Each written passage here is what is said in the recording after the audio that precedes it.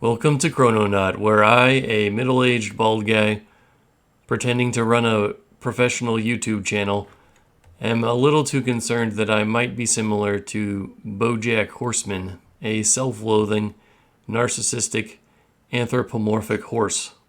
Let's get into it.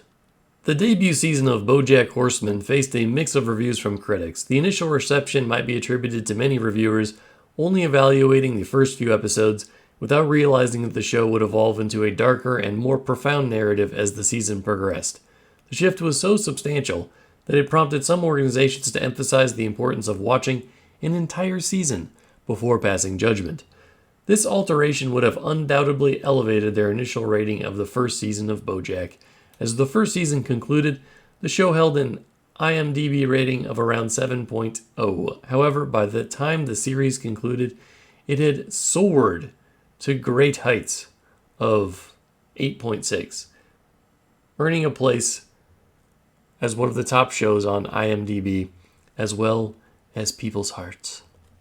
Now for a bit of trivia. Number 1, the centerfold image of Bojack from the 90s parodies, a similar centerfold taken by Burt Reynolds for Cosmopolitan way back in April 1972.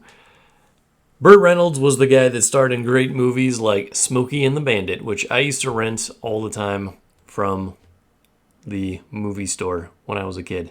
And of course, Smokey and the Bandit 2 and Cannonball. Because back in the day, in the 80s and 90s, that was the thing people did. They went to the store and they rented movies. Sometimes on VHS. That's right. Number 2, Aaron Paul, star of Breaking Bad and voice of Bitch. Wait, that's wrong. He's the voice of Todd. And then also, Rami Malek is on the show. He portrayed Flip. And they are actually close friends in real life.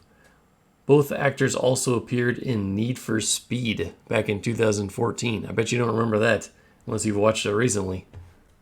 Or watched it at all. I don't think it was a very popular show. I'm not sure I've ever seen it. Maybe that's what I'll do after doing my amazing voice acting for this video. Number 3, Bojack Horseman made its debut in 2014, coinciding with the Year of the Horse in the Chinese zodiac. If you don't know, the Year of the Horse, if you're born in that year, it's a sign of nobility, class, speed, and perseverance. Nothing that defines Bojack Horseman.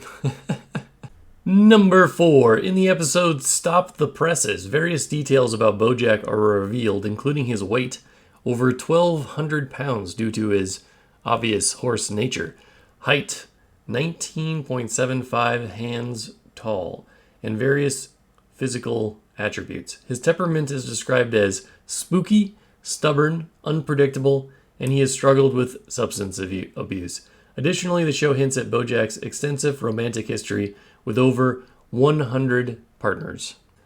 Number 5. Fans have noted that Bojack exhibits several symptoms of borderline personality disorder, which is noted for its extreme mood swings, inability to maintain relationships, trouble controlling emotions, total fear of abandonment, and a difficulty tolerating being alone, and also they're prone to extreme bouts of rage, so it's a difficult thing to deal with. But the show's creators and writers have never confirmed that Bojack suffers from that. I mean, he is a cartoon character, and we should leave the diagnosing of people to the professionals. Or anthropomorphic horses, for that matter. We should leave their diagnoses to the professional horse doctors, or whatever. Number 6, in Season 2, the line, "What are you doing here?" or variations of it are said at least once per episode. Number 7, Amy Sedaris, who voiced Princess Carolyn, disliked doing tongue twisters, and as a response, the writers assigned her more tongue twisters than any other cast member. Because why not? Number 8, Will Arnett, the voice of Bojack, found the role challenging and admitted to sometimes carrying the character's darkness home with him. In an unfortunate revelation in one episode, Bojack even joked that he had multiple strains of herpes, We don't know if it was truly supposed to be a joke or not. Bojack also had a brief stint in the 90s where he explored the wonderful world of Scientology. Number 9, Bojack's medicine cabinet reveals his use of various medications, which I'm going to pronounce wrong, so be prepared, including minoxidil for hair loss, some heartburn medicine, afanafil, avanafil for erectile dysfunction, fluvastatin for high cholesterol, bupropion for quitting smoking and depression, and possibly dexamethasone for inflammation. And pain-free is probably some sort of ibuprofen. Number 10. Uncommon for an animated series, Bojack Horseman features table reads before each episode, allowing the actors to interact and get to know each other.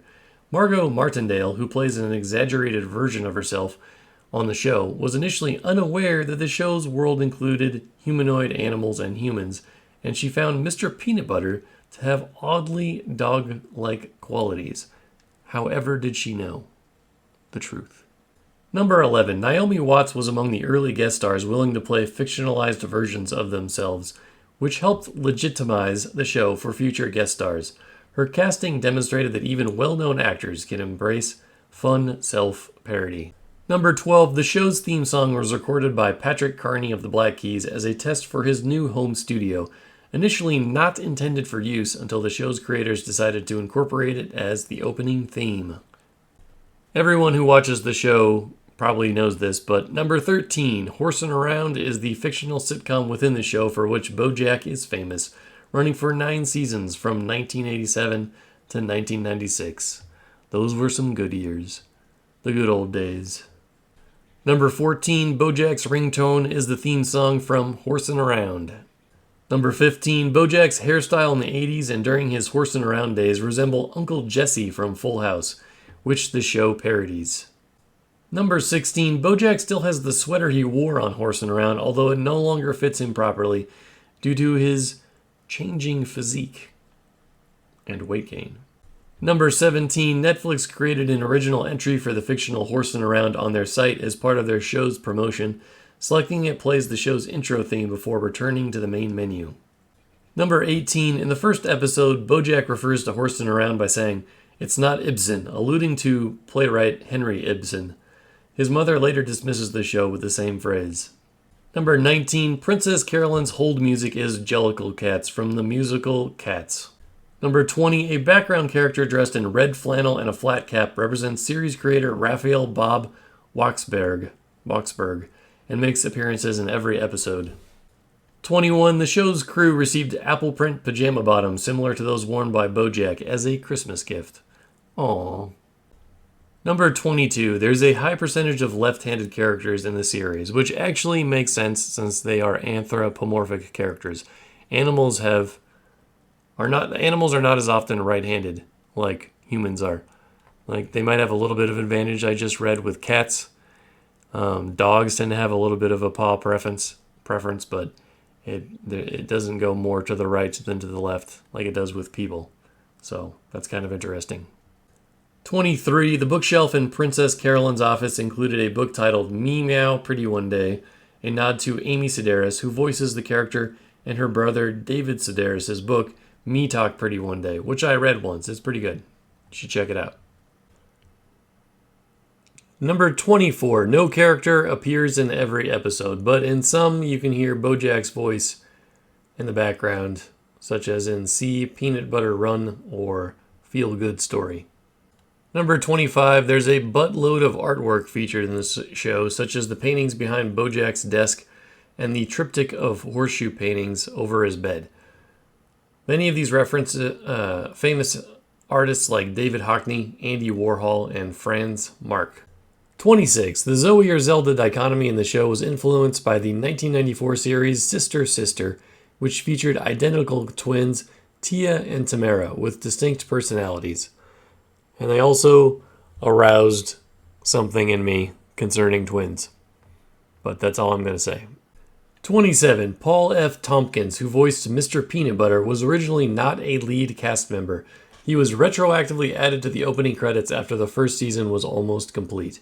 His character's career as a game show host mirrors Tompkins' own personal experiences. 28. Paul F. Tompkins wore a pink glittering suit similar to Mr. Peanut Butter's game show outfit to the show's Season 4 premiere gala. Number 29. Lisa Hannawalt, the show's clothing illustrator, revealed that her favorite character to dress as is Sextina Aquafina. Her costume inspiration for the character draws from various resources, including Transformers, Mad Max, the 1979 version, A Clockwork Orange from 1971, and the designer Bradley Callahan. Number 30. When Pinky Penguin works at Penguin Publishing, his mug reads, World's Third Best Dad. Later, when he works at MBN, the mug humorously changes to World's Third Best Broadcasting Company. Number 31. Vanessa Gecko's name is a play on ruthless stock shark Gordon Gekko from Wall Street, the original in 1987. The casting of Kristen Chenoweth holds significance due to the frequent confusion between Amy Sedaris, and Chenoweth.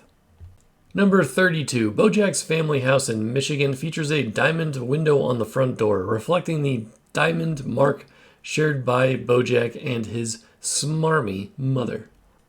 33. In Season 3, when Princess Carolyn speaks to Anna Spanakopita, she references Greek culture and makes jokes aimed at Greek audiences. Anna's last name, Spanakopita, is a reference to a traditional Greek dish. The initial instance involves her mentioning moussaka, a traditional Greek dish, and the subsequent reference is to kalamata, a variety of Greek olive. Essentially, the princess can't recall her own name, but recalls that her surname has a Greek connection. Number 34. The show Filbert in Season 5 is hosted on the platform whattimeisitRightNow.com. This is actually a real website on the internet, but all it does is provide the current time in different cities. Number 35. A running gag in the series involves Bojack sneezing on Marissa Tomei at a Christmas party, leading to him jumping off a balcony and ending up in a full-body cast. This image of him sneezing is repeatedly used in news and other presentations related to Bojack. Netflix has even used it as well. Number 36. Bojack's residence, as depicted in various episodes such as Our A Story is a D Story, appears to be situated just east of Hollywood Reservoir, affording captivating views of downtown LA's skyline and the nearby Hollywood sign. Nestled above Bronson Canyon, this location shares its neighborhood with a Sunset Ranch, a renowned destination for horseback riding. Additionally, it's in close proximity to Griffith Observatory, a place of profound sentimental significance for Bojack and Herb Kazaz, as well as the tragic setting of Lara Lynn's overdose. Notably, Bojack shares his neighborhood with notable figures like Channing Tatum, as revealed in Hooray Todd episode, and Felicity Huffman, as disclosed in Stupid Piece of Shiz. Number 37. The writers have a rule of only allowing someone to say the F word once per season, and it typically happens when Bojack permanently damages a relationship. In summation, Bojack Horseman is a remarkable series that fearlessly delves into the complexities of life, addiction, and self-discovery. It serves as a testament to the power of animation in addressing profound horse-like experiences, something we can all relate to, right? All those horse experiences, leaving a lasting impact on its viewers and the world of television, or at least on Netflix, where people watch it. Peace out.